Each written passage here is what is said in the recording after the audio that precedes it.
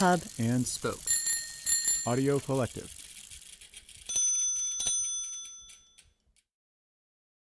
Would you introduce yourself? I'm your dad, your proud dad. Who are you also? My name is Bernard Avishai, and I teach at Dartmouth and write periodically.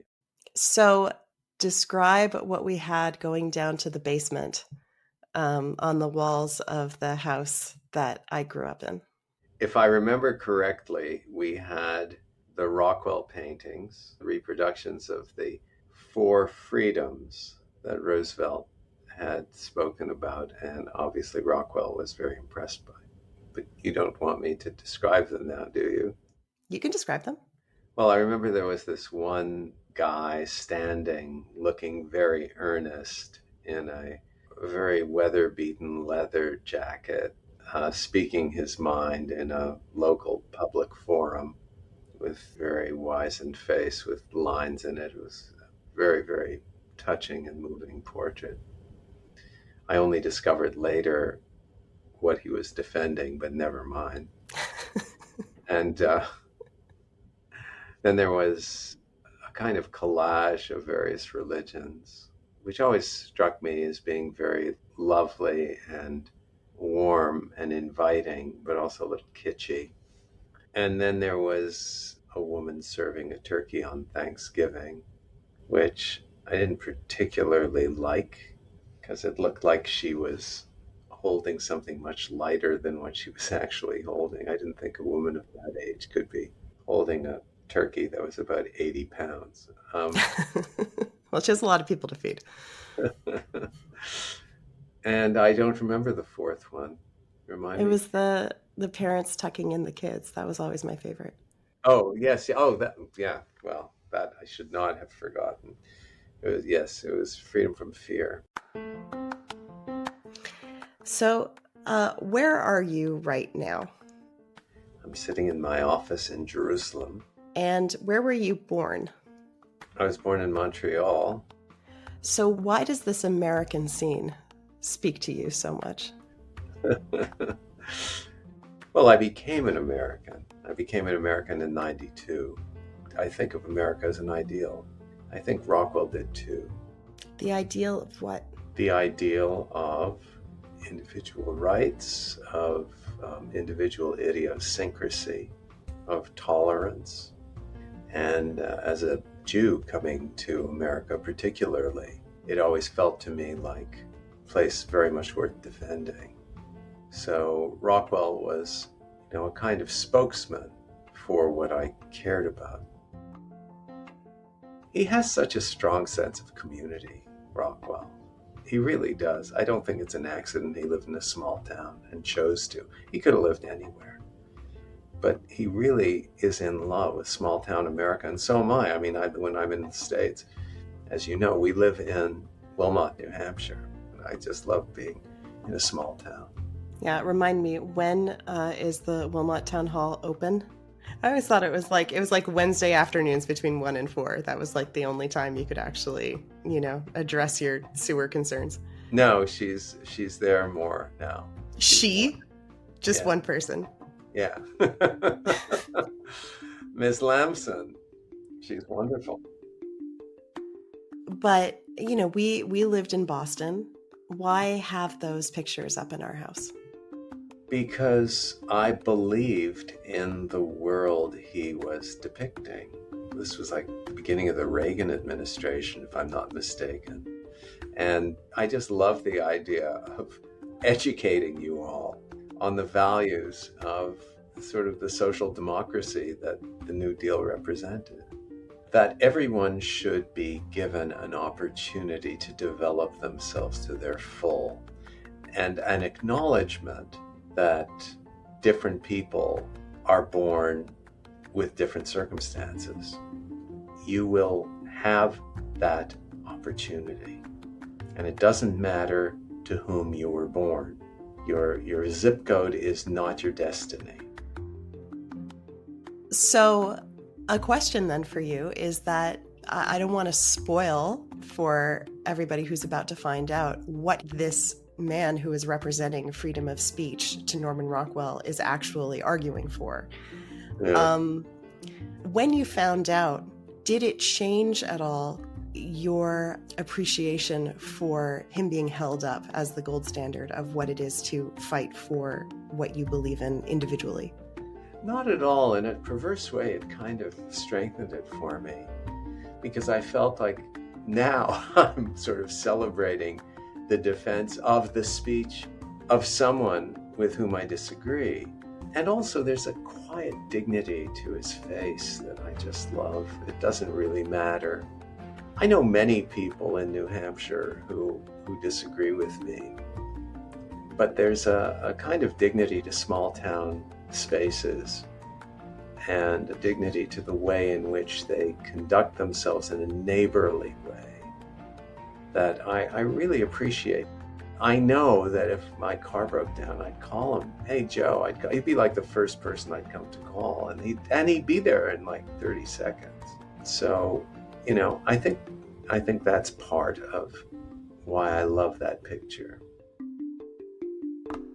Thanks, Dad.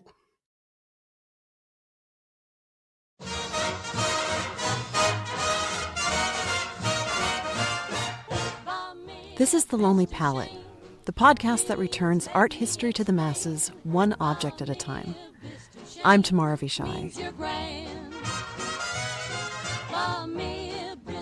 Episode 70, Norman Rockwell's Freedom of Speech, from 1943.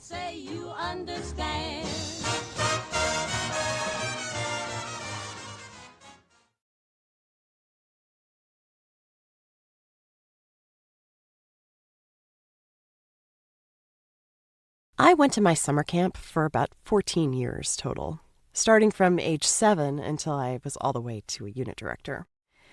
And every one of those years, whenever we had hot dogs for lunch, Dick, my beloved camp director, would pick up the hot dog, make his way over to the ever-present peanut butter and jelly station. This was, of course, the olden days before peanut butter was, spreadable death for kids. And he would make a big, beautiful show of slathering that PB&J on his dog. Delicious, he'd say as he made his way from table to table. I personally could never bring myself to try it. And the camp was always really divided between people gagging on one side and proselytizing on the other. And I like to think of this as my first entree into heated public discourse. People love to have strong opinions, and they love to take a side. Whether it's about the condiments they put on their wieners, or pineapple on pizza, or hard versus soft taco shells, or Taylor Swift, or tariffs. We on the internet call it freedom of speech, and so did Norman Rockwell. You'd have to think that if Dick wasn't now in his mid-80s and largely above such things, he'd have the perfect meme to make his statement. Peanut butter and jelly on a hot dog is good, actually.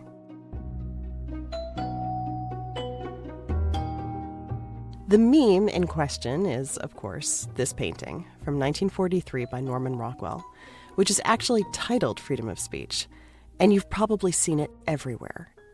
The chiseled, earnest 1940s manly man, sporting a literal blue collar and wearing a suede jacket that I'm pretty sure my grandpa actually owned, who looks like a cross between Dr. Chilton from Disney's Pollyanna, I'm very proud of that pull, and Abraham Lincoln, standing up above a crowd and speaking his mind to a rapt audience.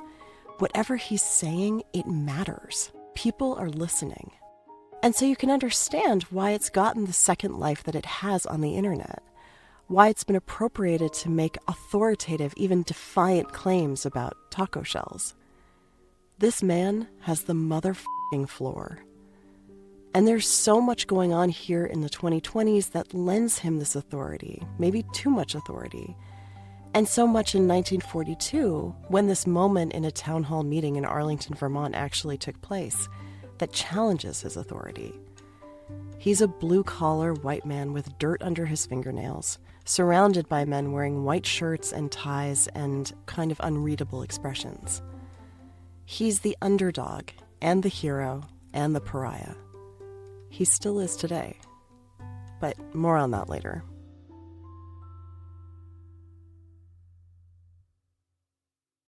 Norman Rockwell, it's pretty safe to say, has a reputation.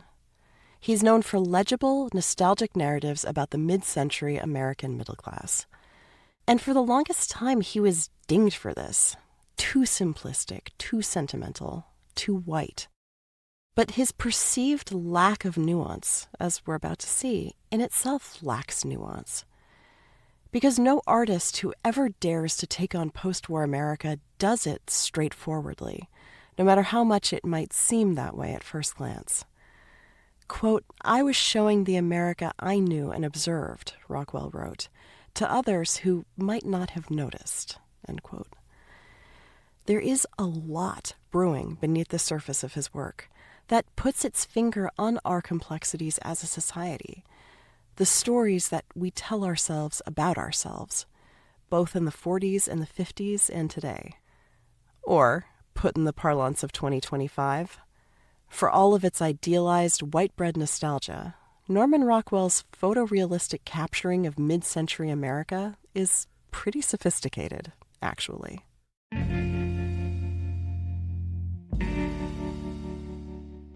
First, a little background. Rockwell was born in New York City in 1894. He always wanted to be an artist and enrolled in art school at the age of 14, where he ended up studying illustration. He was then hired as the art director of Boys Life magazine, the official publication of the Boy Scouts of America, at the tender age of 19. And in 1916, at the age of 22, he painted his first cover for the Saturday Evening Post, the publication that would end up defining his career. Over the next 47 years, his work appeared on the cover 321 more times. The Saturday Evening Post, which still exists, by the way, was considered the essential publication of the American middle class. It's now published only 6 times a year to a relatively modest, low 6-figure circulation. But from 1897 to 1963, it was available every Saturday like clockwork, reaching over 2 million homes a week, publishing fiction and nonfiction stories, articles, editorials, and of course, illustrations. And it never hid its conservative bent. Its longtime editor, George Horace Lorimer, wanted the magazine to reflect his own values: traditional, conventional, middle class, patriotic. And so Rockwell's covers and illustrations, by far the most iconic parts of the magazine to this day, carried a whiff of those values too. Traditional families, largely white, engaged in nostalgic small-town American activities. But like any good illustrator, any good artist, there's a bit of a wink implied, or at least a nod to the fact that when these idealized lives are being lived, it's always in relation to something else, something worse. He illustrated through the Great Depression, through World War II, through Korea and the Civil Rights Movement, painful, bloody, traumatic moments in American history. No one was under any misapprehension that life is all watering holes and Thanksgiving dinners. And so maybe it's better to say that Rockwell's work was all about fine-tuning the art of nostalgia, maybe even redefining it. And we should talk about nostalgia for a minute. It evokes naivete, the idea of blindly, childishly hoping for something better, so as not to have to face the hard reality of a moment. It seems cheap and cute and not hard-earned. But when I think about nostalgia, I'm always reminded of Mad Men, of Don Draper's soulful, sad definition of nostalgia in his infamous Kodak slide projector pitch. My first job, I was in-house at a fur company with this old pro copywriter, Greek, named Teddy. And Teddy told me the most important idea in advertising is new. Creates an itch. You simply put your product in there as a kind of calamine lotion. But he also talked about a deeper bond with the product. Nostalgia. It's delicate, but potent.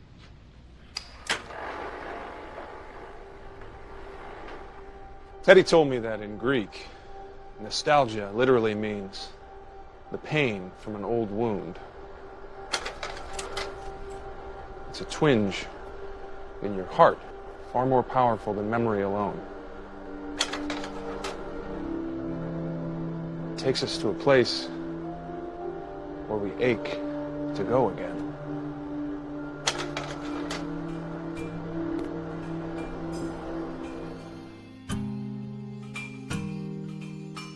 The pain from an old wound.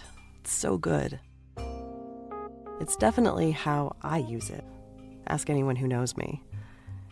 Nostalgia can actually speak to a full understanding of the hard realities of the world and the entirely understandable retreat into comforting memories, or even aspirations to get back there for a better future. And when it comes to Rockwell's images, we're never entirely sure if we're dealing with a society that is naively utopian, or seeking an escape from a world that no one wants to face, or an escape from a world that people were facing and just needed an escape from. Or maybe, more bluntly, the sense of what it's all for. All this turmoil, both at home and abroad, it has to be worth it, right? There has to be a lunch counter or a watering hole or a Thanksgiving dinner about to be carved that's just waiting for us on the other side. There has to be.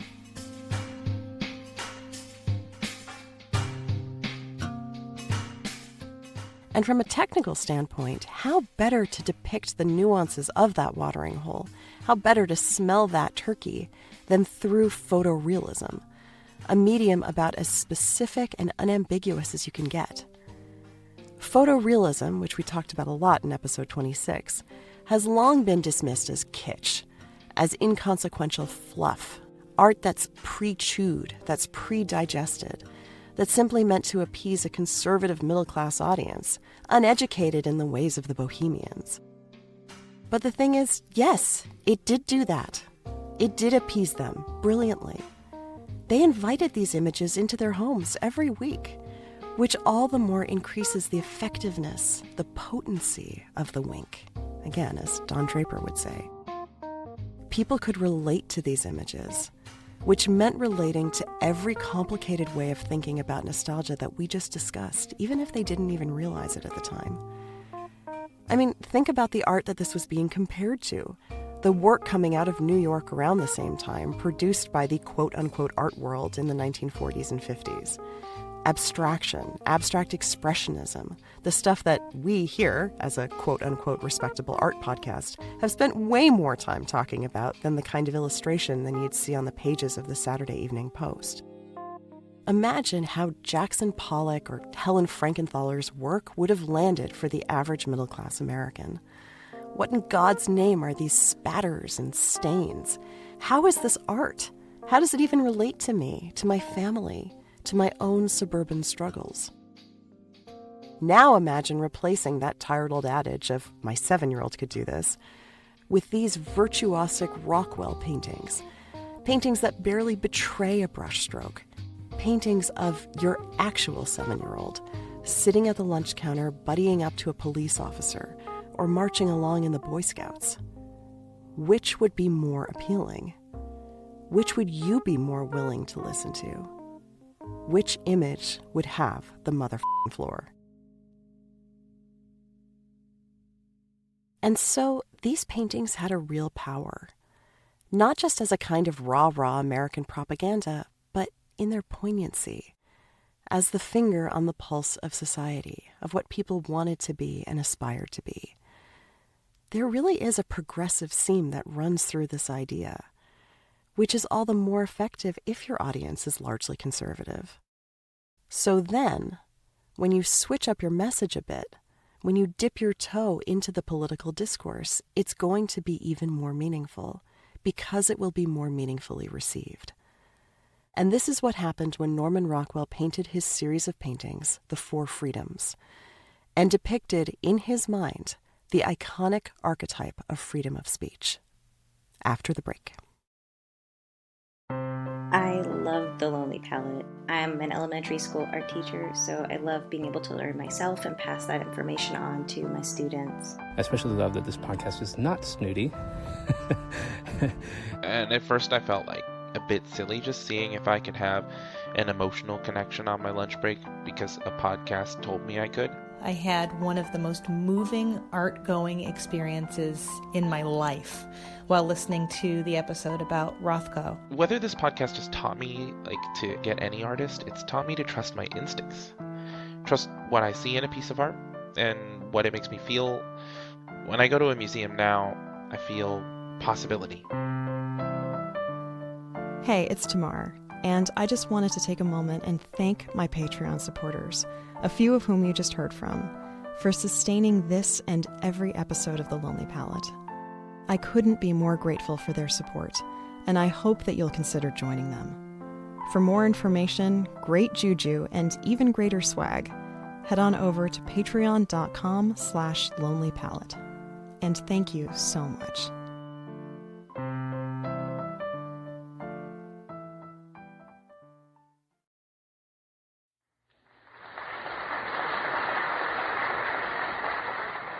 Members of the 77th Congress, I address you, the members of this new Congress, at a moment unprecedented in the history of the Union. On January 6, 1941, 3 years into World War II and 11 months before America entered it, President Franklin Delano Roosevelt gave the State of the Union. In it, he described what he called the Four Freedoms, which he felt were the fundamental rights for all the citizens of the world to enjoy. In the future days, which we seek to make secure, we look forward to a world founded upon four essential human freedoms. The first is freedom of speech and expression. The second is freedom of every person to worship God in his own way. The third is freedom from want. The fourth is freedom from fear. The freedoms of speech and worship are fairly self-explanatory, while the freedoms from require a little bit more specificity. Freedom from want referred to an adequate standard of living, food, clothing, housing, basically everything from the ground level of Maslow's hierarchy of needs. Freedom from fear was about war, particularly disarmament, particularly during wartime, and the idea that everyone should be able to sleep at night without worrying about bombs falling from the sky. The Saturday Evening Post asked Rockwell to illustrate each of these four freedoms, both to run alongside articles responding to FDR's speech, and it shouldn't be forgotten, as a way of promoting U.S. war bonds. The interpretations for the illustrations were at his discretion, and you can imagine how hard that would be, how tricky it would be to try to capture these sprawling ideas in one static archetypal image. How do you depict freedom from want, or even freedom of speech, in a way that someone can glance at it in a magazine and think, bam, that's it, you nailed it. That's my individual freedom as a global citizen. Predictably, it took a few tries to get them right. So let's take them one by one. Freedom from want tells a particularly idealized syrupy narrative. A big white Thanksgiving table full of white people from all generations, where the eldest are setting down a giant turkey to carve. That's the turkey my dad said she'd never be able to hold, especially at that angle, which kind of speaks to the fantasy nature of the whole scene. There's hardly a sense that anyone here lives in a more complex world outside the walls of this dining room, or even funky dynamics around that table, like, okay, sure, or that they could want for anything, which is, of course, the point. But it's made in an uncomplicated way, truly nostalgia at its most naive. And, it should be said, Rockwell's self-professed least favorite of the four. Freedom of worship is a lot less narrative and a lot more symbolic. It's a sea of profiles like a pile of coins, again depicting all ages and here at least a few more races. The figures are meant to represent the spectrum of American religion, That is, all the way from Judeo to Christian. I mean, look, as Redditors would say, there was an attempt. And Rockwell, and fun fact, apparently Walt Disney too, felt that this was one of his most successful in the series. At the top is the inscription, each according to the dictates of his own conscience, which is most likely sourced from the 13 Articles of Faith, written by the founder of Mormonism, Joseph Smith. So there's another explicitly American religion here that's folded in. And what's most interesting to me isn't actually this final version, but the other versions that Rockwell discarded, the ones that he felt didn't quite capture it. He did try his hand at something more narrative, originally placing this scene in a barbershop, the great equalizer, with individuals clearly representative of different religions shooting the breeze together. A Protestant barber shaving a Jew while a Black Baptist and a Catholic priest waited for their turns. And while this scene was much more narratively dynamic, Rockwell didn't like the idea of his figures falling into stereotypes. And furthermore, it may have spoken to the idea of religious tolerance, but everyone here is meeting in the middle, putting their differences aside, rather than being engaged in their differences, in the actual freedom to worship differently. The version that would ultimately be the final version, this sea of profiles, is instead a calm moment of individual faith, individual reflection, each in his or her own world. It almost turns the painting into a devotional object in itself.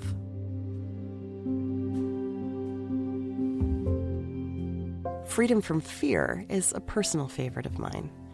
Maybe because it was the one that I passed regularly at home that I most related to, when I was able to feel the comfort of being tucked in. And maybe because I'm the parent now, able to give my own kids that sense of comfort. It's just always moved me. This idea that we should all aspire to be both the kids being sweetly tucked in by our parents and the parents able to provide their kids this comfort, with complete earned obliviousness to the dangers of the world, even as they're advertised in the headline on the dad's newspaper. It's a beautiful aspiration that feels hard-won, truly responding to the pain of a wound, to the hope that awaits us on the other side.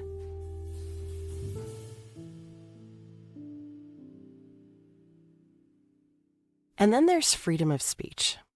Now here's a narrative really worth diving into. Rockwell was really in the thick of it, trying to figure out how best to articulate the quote-unquote noble language of FDR's 4 freedoms, trying, like all artists do, to come up with the idea. And then, in his words, bam. Quote, "One night I was tossing in bed, and I suddenly remembered how my next-door neighbor, Jim Edgerton, had stood up at town meeting and said something everybody else disagreed with, but they let him have his say. No one shouted him down. My God, I thought, that's it. There it is, freedom of speech. I'll illustrate the 4 freedoms using my Vermont neighbors as models. I'll express these noble ideas in simple, everyday scenes that everybody can understand." End quote. More specifically, what happened was this. On November 9th, 1940, the Memorial School in Rockwell's town of Arlington, Vermont, burned down. In 1942, a town meeting raised the issue of building a replacement school with taxpayer funds and invited discussion and approval. Jim Edgerton, forever immortalized in Rockwell's painting, was the lone dissenter. Not because he didn't support rebuilding the school, but because he was a farmer who had been hit hard by the collapse of milk prices during the Great Depression, and more recently had lost an entire herd of dairy cows to disease. He argued that this proposal to rebuild the school placed an undue burden on the taxpayers. In the words of his son Buddy, Edgerton, quote, held everyone's full attention as he passionately outlined his minority position. Finishing with thanks and a nod of his head, he sat down. And then the townspeople voted to build the new school, end quote.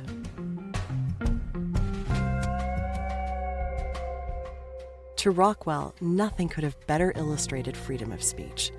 The hard-fought, completely legitimate minority position, boldly spoken, even with no hope of persuading the room, and yet still respectfully considered. Like with freedom of worship, Rockwell tried the picture from a few different angles. Edgerton smaller, the room bigger, but ended up landing on this one, where the man whose opinion would be dismissed still captures the space, everyone looking up at him. He's handsome, Jimmy Stewart-esque, and eminently respectable in his blue-checked collar. And it should be said, this wasn't a rendering of the real Jim Edgerton. That would be too on the nose. This was Rockwell's neighbor, Carl Hess, who cut a much more striking figure, a squarer jaw. This figure is idealized in much the same ways that all of Rockwell's characters are. But in doing so, Rockwell legitimizes the larger idea being represented. Respect the lone dissenter, even if his argument is ultimately unpersuasive. Grant him the same consideration. Celebrate his bravery by painting him as though the Lincoln Memorial had stood up, put on my grandpa's suede leather jacket, and pleaded his case in a small-town meeting about the appropriation of public school funds. In other words, in a civilized, liberal society, everyone is entitled to that motherfucking floor. I mean, truly, what is the point of freedom of speech otherwise?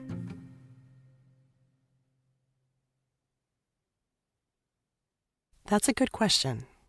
What is the point of freedom of speech? It's a topical question today. And that brings us to this painting's afterlife and its legacy. On a small scale, it's worth noting that in a very happy twist of fate, Jim Edgerton managed to secure employment on the construction crew of the very school that he argued against constructing, and was eventually promoted to head carpenter, which helped to stabilize his family's finances and shoulder the burden of the school's rebuilding. But let's actually focus on the present, the meme. According to Know Your Meme, the painting started to be altered in 2008, but really only went viral in its current unaltered state around 2020, when it began to be used to express opinions online that were considered controversial, or at least going against the mainstream. This is where we see our stunning and brave support for hard taco shells. A lot of it was just meant to be funny, the last gasp of the irreverent internet of the 20-teens. God, how I miss it. Advocating for the aforementioned pineapple on pizza, or that Tokyo Drift really was the best of the Fast and Furious franchise. But 2020 was obviously a turning point when it came to the role that Twitter played as the digital box upon which to grandstand, to feel brave as you gathered your mob. Where one person can have that motherfucking floor in the digital town square, if anyone noticed, and expect that his or her opinion would be valid and validated and worthy of anyone else's attention. This is, after all, what freedom of speech is for. I mean that sincerely. But there's also something pretty ironic about couching that opinion in the costume of the white middle-aged man, who will always be given deference, right? Except not when he's told to sit down and let others speak for once. Except he's got this blue collar, right? He's working class, a historically marginalized voice for whom the white collars in the room, or online, have been taught to listen to and fight for. Except when what they're saying aren't the correct opinions according to the majority of the white-collar Twitter-using community. Again, the underdog, the hero, the pariah. Painted by an artist who is now dismissed as both rendering and pandering to the most unsympathetic of American life, idealized white conservatives. And here he is holding them up as a beacon, as a time to be nostalgic for. It's quite a feat for a single meme, you have to admit. And in doing my research for this episode, I say research with air quotes, my new personal favorite version of this meme is the one that takes the whole hopeless, problematic tangle and neatly encapsulates it in a single recursive tweet from 2023. You have the template, Rockwell's freedom of speech, with the caption, "Norman Rockwell paintings suck." But we know they don't. We know that because this meme would be powerless if they actually did. And we know that Rockwell was never so unsubtle and so unsophisticated to think that his paintings and his politics were ever only surface deep, only meant to pat white people on the head and promise them the simple pleasures of a simple America. And we know this even more because he himself became very unsubtle in his politics later in his career, particularly as he delved into civil rights in the 1960s and his infamous painting, The Problem We All Live With, from 1964, which depicts Ruby Bridges, the little 6-year-old black girl burdened with the task of desegregating her all-white school, in her white dress and ribbons that provide a startling contrast against her rich brown skin, surrounded by 4 deputy U.S. Marshals who escort her against a wall that's emblazoned with the N-word, and the spatter from a tomato. I dare say the only kind of spatter in art that Americans in the 1960s could easily understand. And this title, The Problem We All Live With, solidifies how brilliantly he knew his audience, how deeply his work does not suck. Racial inequality is the problem we all live with, not just the people directly marginalized, but all of us. All of us subscribers to the Saturday Evening Post. All of us who plunge into watering holes and eat at lunch counters and surround an idyllic Thanksgiving table. And thanks to Rockwell, we can all be accessed in the intimacy of our homes, straight into the underbellies that have been softened by the nostalgia of over 300 covers and countless more illustrations of the American experience. The pain from this wound is fresh, rendered in all of its photorealistic clarity. It can't succumb to nostalgia if it's happening now.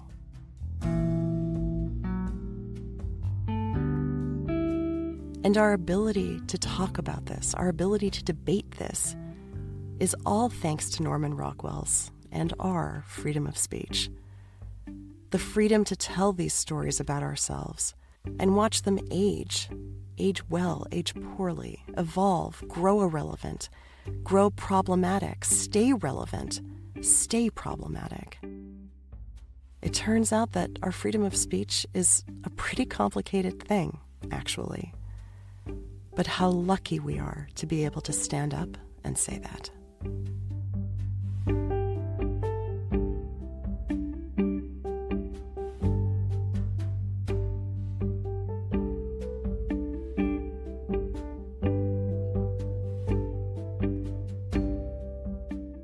The Lonely Palette is written and produced by me, Tamara Vishai, with production help from Debbie Bleacher. To see all the images and memes and tweets from this episode, and to find out everything else about the show, how to support it, sign up for our newsletter, become a patron, and more, go to thelonelypalette.com. And you can also follow the show on Instagram @thelonelypalette, and reach out to me anytime with ideas for upcoming shows. And if you're a business looking to sponsor a show, this show, enjoyed by an active and engaged audience, maybe like yourself, email us at sponsorships@thelonelypalette.com. We'd love to hear from you. The Lonely Palette is a proud founding member of Hub and Spoke, a fiercely independent collective of mind-expanding, thoughtful podcasts, which I've actually just taken the helm of as its new president, and I'm super excited. One show that you might especially want to catch up on, if you ever were or still are a subscriber to the Saturday Evening Post, is Print is Dead, Long Live Print, a brilliant interview podcast that delves deep into the guts of the magazine world, the stories of whose demise has been greatly exaggerated, at least to hear these luminaries tell it. A recent episode I particularly loved was with the New York Times Magazine editor Jake Silverstein. If you want to experience the richness of the American experience, see it through his eyes. Listen at hubspokeaudio.org, magazeum.co, that's magazeum.co, or wherever you get your podcasts. There are actual fireworks taking off as I record this, so as of this recording, happy 4th of July, and we'll see you next time.